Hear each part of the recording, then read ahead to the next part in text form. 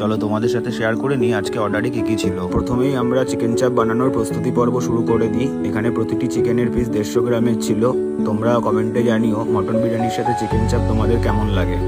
অনেক আগেই আমরা বিরিয়ানির চালগুলোকে ভিজিয়ে রেখেছিলাম, যেখানে আমরা ইউজ করেছিলাম লং গ্রেইন বাসমতি রাইস, যাতে করে চালগুলো দেখতে সুন্দর লাগে।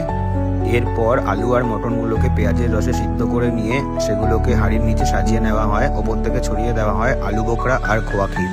এখানে আমরা ফার্স্ট ক্লাস কোয়ালিটির মটন ইউজ করেছিলাম, যেখানে প্রতিটি মটনের পিস 200 গ্রামের ছিল। আমার তো দেখে মটনগুলো খুব ভালো লাগছিল। তোমাদের কেমন লাগছে বন্ধুরা কমেন্টে জানিও।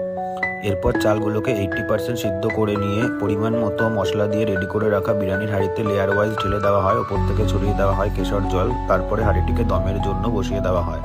কিছু সময় পরে মটন বিরিয়ানি রেডি হয়ে যায়। তোমরাও তোমাদের যে কোনো অনুষ্ঠানে অতিথি আপ্যায়নে খাওয়া দাওয়ার দায়িত্ব আমাদের দিতে পারো। আর এরকম আরও অনেক ভিডিওর জন্য আমাদের পেজটি ফলো করো এবং পাশে থেকো। যেহেতু এটা জন্মদিনের অর্ডার ছিল, তাই মেনুতে পায়েসও রেখেছিল দিদিভাই, সেই মতো আমরা পায়েস রেডি করে সবটা